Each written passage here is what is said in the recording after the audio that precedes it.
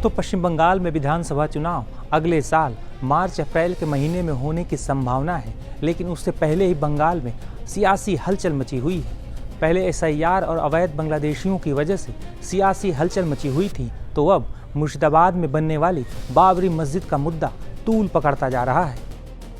दरअसल टीएमसी से निलंबित विधायक हुमायूं कबीर ने पहले मुर्शिदाबाद में बाबरी मस्जिद की तर्ज पर मस्जिद बनाने का ऐलान किया और उसके बाद बीते 6 दिसंबर को उन्होंने बाबरी मस्जिद की नींव भी रख दी है, जिसमें शामिल होने बड़ी संख्या में लोग पहुंचे थे। मुर्शिदाबाद में बाबरी मस्जिद का शिलान्यास करने के कुछ घंटे बाद ही विधायक हुमायूं कबीर ने ओवैसी की पार्टी AIMIM से गठबंधन की बात कही है। अगर हुमायूं कबीर और ओवैसी की पार्टी एक साथ मिलकर बंगाल में चुनावी मैदान में उतरते हैं तो ममता बनर्जी की पार्टी TMC की मुश्किलें बढ़ सकती हैं।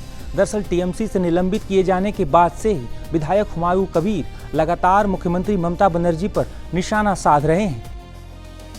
वहीं ममता सरकार की कई योजनाओं पर भी वो सवाल उठा रहे हैं। गौरतलब है कि बंगाल की 294 विधानसभा सीटों में से करीब 120 सीटों पर मुसलमान वोटर निर्णायक भूमिका में हैं। पिछले विधानसभा चुनाव में TMC ने अधिकांश मुस्लिम बहुल सीटों पर जीत दर्ज की थी।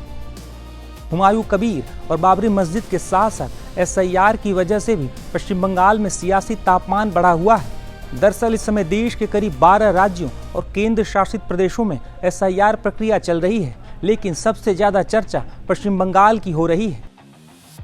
दरअसल बंगाल में SIR शुरू होते ही बड़ी संख्या में घुसपैठिए बांग्लादेश भागने लगे, जिस वजह से ये मामला सुर्खियों में छाया हुआ है।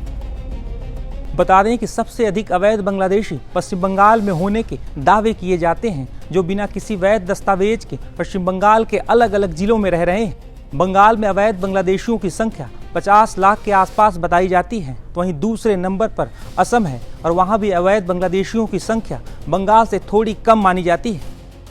इसके अलावा भी देश के कई राज्यों में अवैध बांग्लादेशी फैले हुए हैं। पश्चिम बंगाल में पिछले कुछ सालों से अवैध बांग्लादेशियों के मुद्दे पर बीजेपी और TMC के बीच तीखी बयानबाजी होती रही है।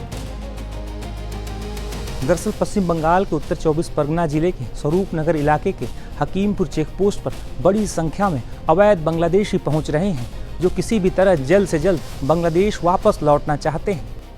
हकीमपुर चेकपोस्ट पर पहुंचने वाले अवैध बांग्लादेशी कई वर्षों से भारत में बिना वैध दस्तावेज के रह रहे थे और अब SIR के डर से भाग रहे हैं। हाल के दिनों में कई ऐसे मामले भी सामने आए थे कि कई अवैध बांग्लादेशियों ने भारतीय पहचान पत्र भी बना लिए हैं। वहीं हकीमपुर चेकपोस्ट पर पहुंचने वाले अवैध बांग्लादेशियों को BSF के जवान और अधिकारी वापस बांग्लादेश भेज रहे हैं। ये दोनों ही मुद्दे इन दिनों पश्चिम बंगाल में सड़कों से लेकर सियासी दलों की बैठकों में छाए हुए हैं।